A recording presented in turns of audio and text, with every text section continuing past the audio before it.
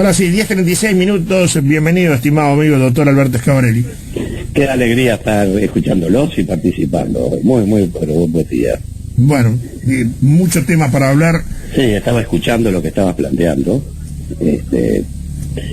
Y no sé, si les parece, podemos arrancar por ahí, que es un tema que estamos viendo mucho acá y en el exterior. Yo he tomado mucho de referencia, como les he comentado, la situación de Colombia, porque tengo ahí, bueno, el ministro de Función Pública es muy amigo, y bueno, y hay otros funcionarios de la alcaldía también, que ahora acaban de extender hace unas horas la cuarentena, ¿no? Estamos hablando de una ciudad de 10 millones de habitantes. Pero en fin, estas cosas como el agua tibia está inventada, a mí a veces me parece muy importante que tengamos todos protocolos, pero en el mundo médico hay protocolos para cada enfermedad que están estandarizados en el mundo, ¿verdad? Es decir, la enfermedad X se trata teniendo los medios disponibles del mismo modo aquí que en cualquier otra parte, pues está protocolizado, ¿verdad? No es que cada médico puede tener sus variables, pero hay un protocolo de actuación. Yo primero que nada quiero dejar dicho que creo que fue un error, importante error, no haber declarado la cuarentena como ensayo durante esta Semana Santa, Semana de Turismo. Es decir, teníamos una enorme oportunidad de tener dos cosas. Primero, evitar la inconsciencia de los que se pensaron que están de vacaciones, ¿verdad? Con lo cual tenemos un factor de llevado, de traída, en materia de difusión de un virus que en realidad es más lo que no se sabe que lo que se sabe. Ahora ya parece que ni siquiera es con el tema de tener muy cerca a la gente, queda en los sensores, queda en las paredes, en las maderas, queda en el aire con una persona que está respirando cerca, en fin. La prudencia tiene que ser excesiva. El único método, que es además tragicómico, porque uno ve la gripe española de 1908-18, que murieron 50 millones de personas en el mundo, y las medidas, uno ve las fotos y no son muy diferentes, es decir, mantenerse lejos, están todos con tapaboca, en fin.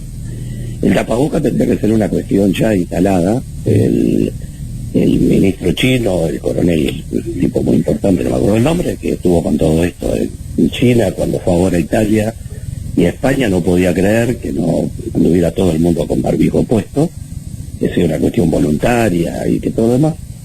Y por lo pronto yo soy partidario, yo creo que estamos perdiendo una importantísima oportunidad con el tema de la cuarentena.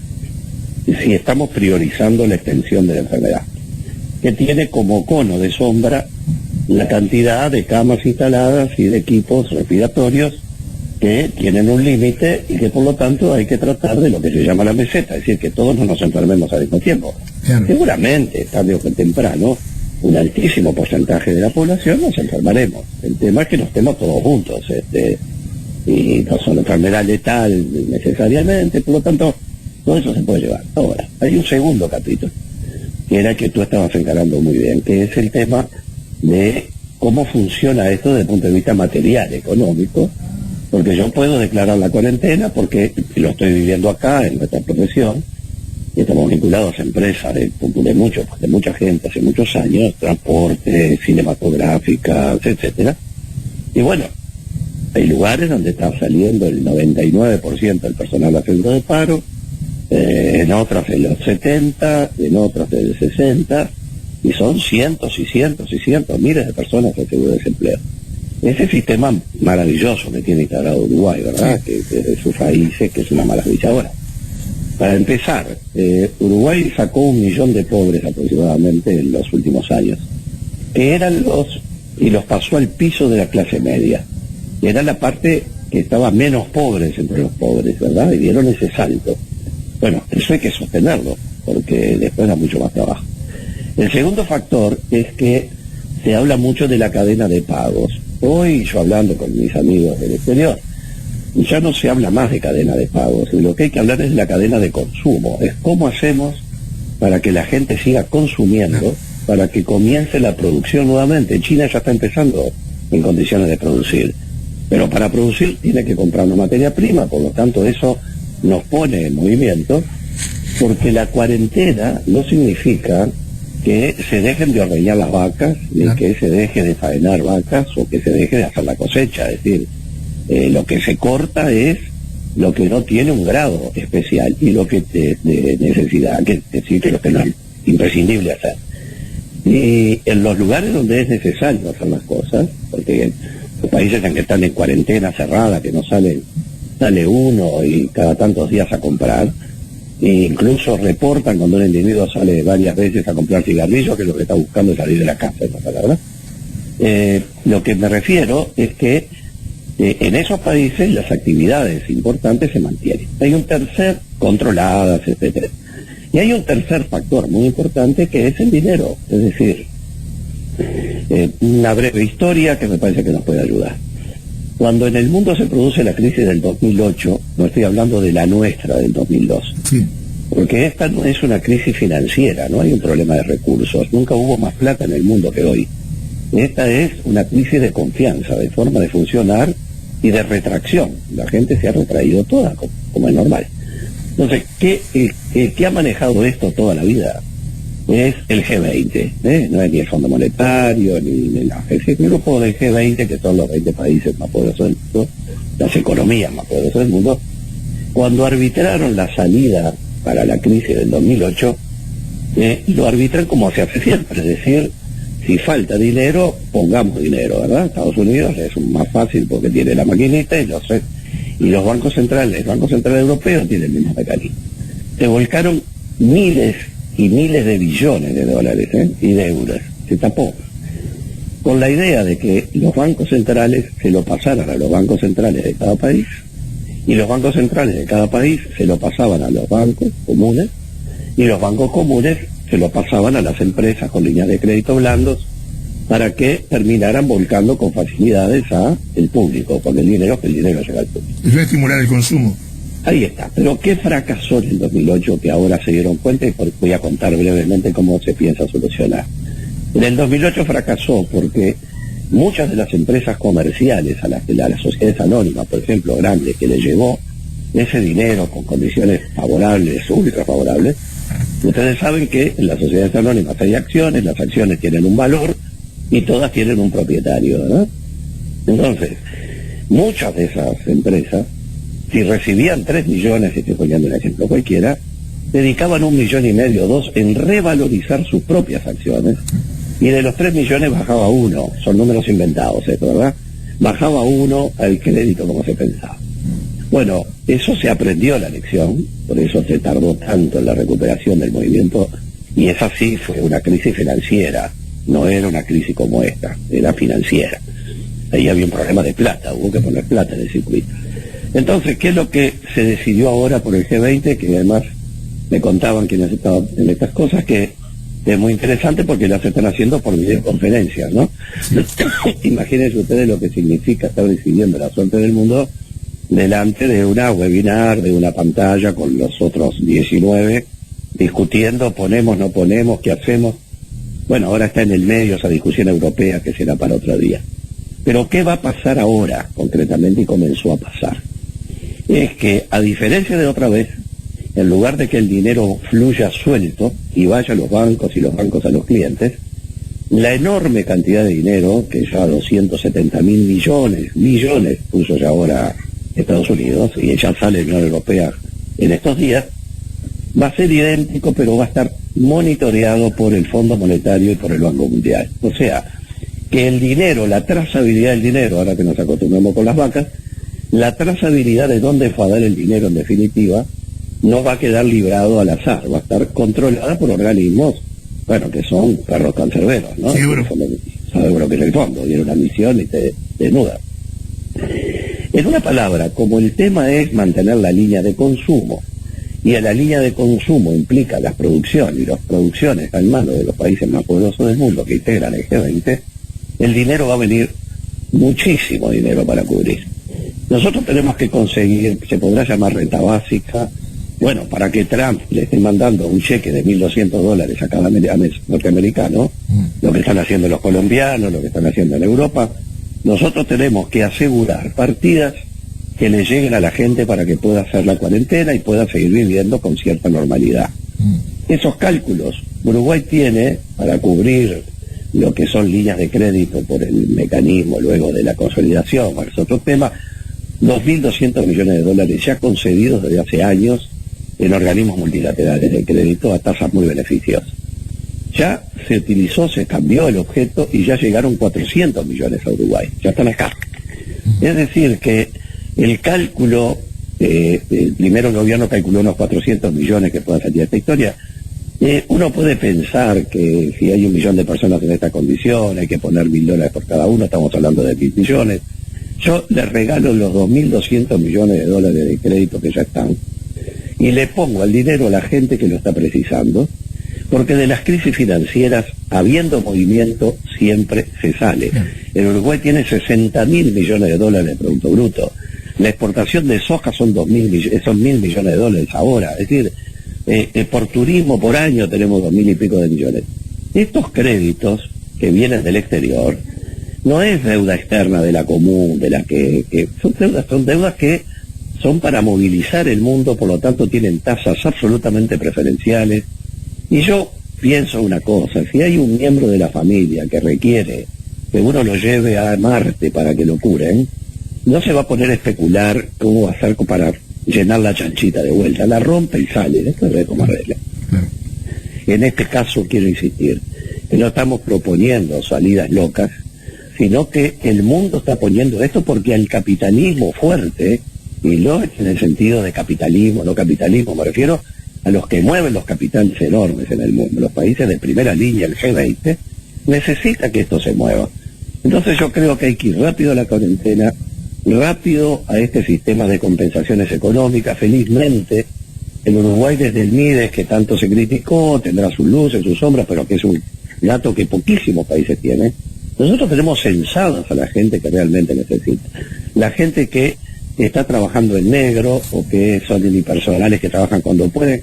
Bueno, acá hay que cerrar los ojos y ponerles el dinero, no para que se compren un auto, estamos hablando para que puedan estar haciendo la cuarentena como corresponde. En definitiva, no quiero tomarles mucho tiempo, pero la idea central yo la resumo de este modo. Yo creo que debimos haber hecho una cuarentena por esta semana como gran ensayo y evitar que alguna gente que no entiende o vaya a saber por qué esté haciendo, como dicen por ahí, que hay playas donde está lleno de gente, o que tenga que pasar un helicóptero de la policía para levantar arena volando bajo para que se vayan de una playa. Hay grupos, es una locura. Normas jurídicas tenemos que nos permiten hacerlo, o sea que pueden tomarse la decisión. Creo que no hay que preocuparse por los motores de la economía, porque los motores de la economía no los vamos a poder mantener con este camino, sino que los vamos a mantener por este otro camino del dinero que está llegando, y todos lo saben, y muchos más los que están en eso. Y tenemos que parar el drama de que comencemos a tener más muertos de los que estamos acostumbrados a ver, porque ahí sí, esos golpes son muy duros, son duros para un gobierno, son duros para una sociedad. Por último, termino diciendo que cuando yo voto a un presidente, no le reconozco ninguna capacidad, ni al uruguayo, ni al japonés, ni al chino, ni al de Marte, para que decida sobre mi vida si quiénes van a vivir y quiénes no van a vivir. El gobierno está haciendo un trabajo formidable y respaldo totalmente las acciones, salvo este tema que me parece que lo deben tener en carpeta y que va a resolverse rápidamente. Hemos perdido tiempo y es una pena. Pero no me hagan balances entre lo económico y el tema de la salud de la gente. Hay que poner dinero para que la gente que no tiene ingresos pueda seguir viviendo y ser estrictos en una norma de cuarentena, que no hay otra, porque con el bicho que no es bicho, no sabemos cómo actuar, solo sabemos que hay que esconderse. Estamos jugando a la escondida con este tema, y cuando nos captura, nos hace la pica como en la escuela, sí.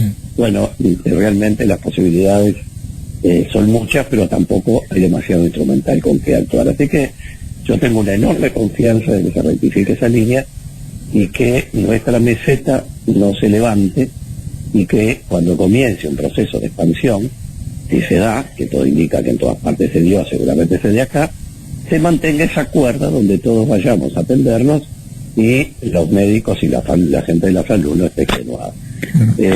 Un homenaje enorme a la gente de la salud, enorme, desde el cliente a los pisos hasta los grados 5. Y cuando yo digo que no voto un gobierno para que haga ciertas cosas, Yo lo que digo es el ejemplo del barco cuando llega a puerto. Uno puede tener un transatlántico, tener el capitán mejor del mundo para el barco, y cuando va a entrar a un puerto, el capitán viene un remolcador y se sube el práctico, que es el que sabe cómo atracar un barco en ese puerto en particular. Conoce los trucos que la ciencia le enseña. El capitán y todos sus oficiales se paran a un costado, le dan imaginariamente el timón al práctico, y el práctico entra a puerta con el barco. ¿Por qué? Porque hay cosas que hay que dejar que la conduzcan los que tienen la ciencia para hacerlo, y los demás, como el capitán, es mantener los motores prendidos, darle aliento, servirle el café, pero este es un tema de ciencia, no es un tema de política, y quien crea que esto se arregla con política, con reuniones de políticos decidiendo cosas científicas, creo que es un error. Sí. Hay que agradecer la buena voluntad, insisto que respaldo lo que se está haciendo, valoro enormemente el esfuerzo que se está haciendo por el gobierno, pero creo que se comete un error humildemente desde mi perspectiva, y desde lo que hablo en el exterior. Nadie me cree que no hemos dispuesto una cuarentena con sistema de asistencia. Más o menos por ahí quería andar, Iván. Claro, ahora Alberto, o sea, hiciste un recorrido espectacular, no me animo ni a hablar, digo, de algunos temas, pero a ver, un poco en línea de lo que tú decís, yo digo, el empresariado local creo que lo entendió y elaboró formas de trabajo, de llegar al ciudadano en el día a día, al consumidor, sin que tenga que salir de casa.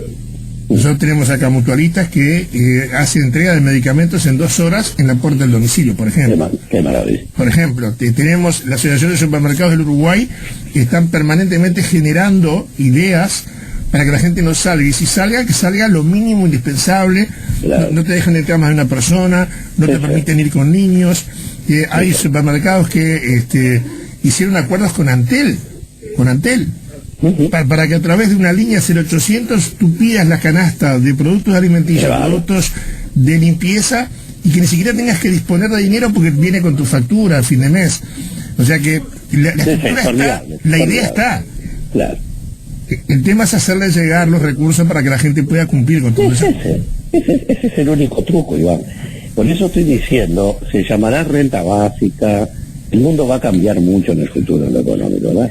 Y como lo que ahora hay que empezar a hablar es de cadena de consumo, del déficit fiscal no habla más nadie. Estados Unidos tiene un déficit fiscal que el nuestro es de juguete, ¿verdad? Sí. Es decir, primero fue la balanza comercial.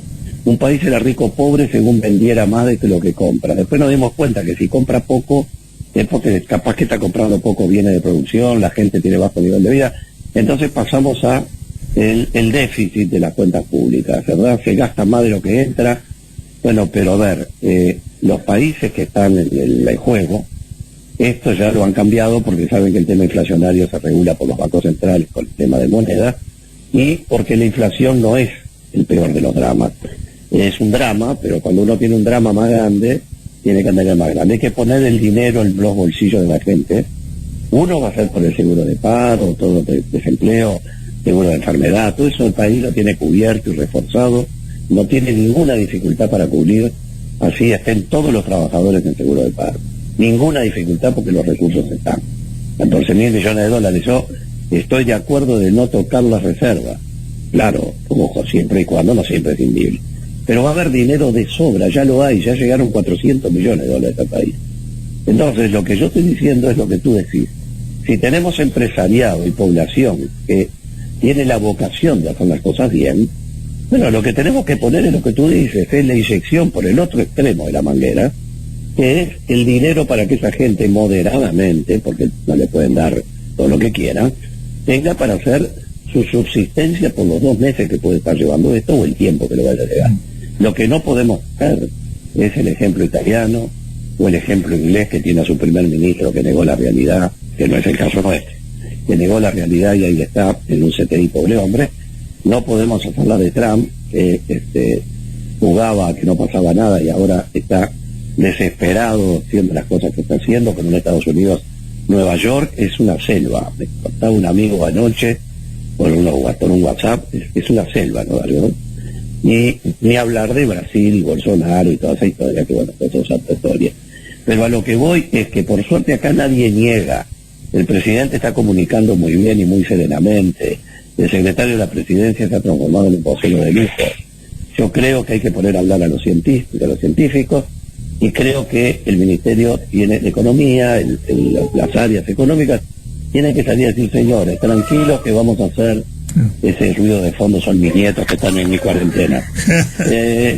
El tema, que con los cuales yo estoy disfrutando mucho, pero a lo que quiero decir es que hay que poner ese dinero, y ese dinero en el mundo está. Ya llegaron los primeros 400 millones y va a llegar muchísimo dinero, por lo tanto, muy blando, en posición de pagar, y si las generaciones futuras van a tener que pagar para esta generación, estas generaciones que estamos corriendo estos riesgos, bueno, también vamos a dejar mucho para que las generaciones futuras tengan un nivel de vida que no tuvieron nuestros padres ni nuestros abuelos, ¿no? Una reflexión final, ¿no? O sea, viendo esta situación y cómo tuvimos que cambiar nuestra forma de vida, por lo menos de manera parcial, creo que nos empezamos a dar cuenta cuán lejos estábamos los unos de los otros. Porque hoy, para estar cerca, tenemos que alejarnos. Pero tenemos que empezar a vivir y disfrutar cosas que le habíamos dejado de lado. Y creo que son importantes. Y sobre todo, yo quiero aprovechar tu presencia con una reflexión final. La gente hoy ha tomado esta situación, este virus, desde el desconocimiento, de una forma creo que yo equivocada. Lo vimos acá en Rivera. La persona que termina siendo afectada pasa a ser un enemigo público, y no es así, porque además esa persona que fue afectada, que hoy da positivo, fue contagiada por alguien. Claro. Se tomó un frasquito de COVID y dijo, bueno, ahora voy a salir a contagiar gente. Claro. Digo, tenemos que actuar con la serenidad del caso, razonar todo esto, y bueno, y dejar que esto fluya, dejar, como tú decías, que los científicos hablen más que los políticos. Estoy totalmente de acuerdo contigo, porque parece que el mensaje político de un lado o del otro es lo que nos guía, y no, en vez de guiarnos nos confunde. Creo que tienen que hablar los que saben, y yo concuerdo contigo que la economía va por otro lado, que la gente tiene que tener la posibilidad. O sea, si hay alguien que te puede ofrecer las cosas en la puerta de tu casa, claro, lo mejor que te puede pasar es que vos tengas el elemento, el rubro para poder hacerlo. Claro. Es así. Y ahora va a salir así porque hay un dinero que se está reforzando, uno va a salir con dinero en efectivo. En Colombia, en estas horas, se están dando partidas muy importantes, unas que son en efectivo y otras para el mercado, como le llaman ellos, que para comprar un súper, etc. Pero el mensaje que yo diría que tú redondeaste, como siempre, en el punto clave, es el tema de las relaciones humanas y de la convivencia humana, ¿verdad? Es evidente que frente a algo que no se sabe cómo se cura, haya miedo. Por lo tanto, quien es portador se transforma en un individuo a tratar de no tenerlo cerca. Bueno, el que es portador no puede estar en la vuelta. Por lo tanto, ni siquiera debiera estar expuesto a que lo juzguen. Ahora, el tema es quién ya se recuperó. Claro. Pero como la gente duda de esto, si se recontagia o no se recontagia, el miedo humano es como cualquier miedo, es muy difícil de administrar, pero es un buen tiempo para la ternura, para el reconocimiento. No se necesita abrazar, tantas veces alcanza con una llamada por teléfono, con un WhatsApp, con el correo electrónico, lo que sea. Y no olvidarnos que esto va a pasar, como pasaron todas, y vamos a seguir siendo diferentes a los que fuimos. Eso yo creo que mucho se va a olvidar. Uno siempre ha tenido la desgracia de ir a un velatorio de un ser querido, de un amigo joven, y salir del velatorio y decir, pucha, yo voy a repensar todo lo que hago, y dura tanto como el trayecto a casa. Después vuelve a ser el que era, y se olvidó lo que puede estar perdiéndose de vivir. Es hora de valorar, como hacía mi viejo, que siempre nombro, porque es un ejemplo de vida, desde su silla de ruedas, estábamos haciendo un murito con pocos recursos de 4 ladrillos, y se sentaba a mirar el murito como si hubiera construido la muralla china. Creo que tenemos que entrar a valorarnos y valorar lo que tenemos, lo que somos, y lo que nos falta, pedir que nos ayuden, porque es nuestro derecho. Y hoy todos tenemos el compromiso de ayudar, el país lo puede hacer, el mundo va a poner el dinero para que eso suceda, y si no lo pudiera, rompemos la chanchita. Alberto, un gusto como siempre escucharte, gracias por estos minutos, nos reencontramos la semana que viene. Semana que viene, un placer, y cuídense mucho todos, cuidémonos mucho, que todo va a salir bien.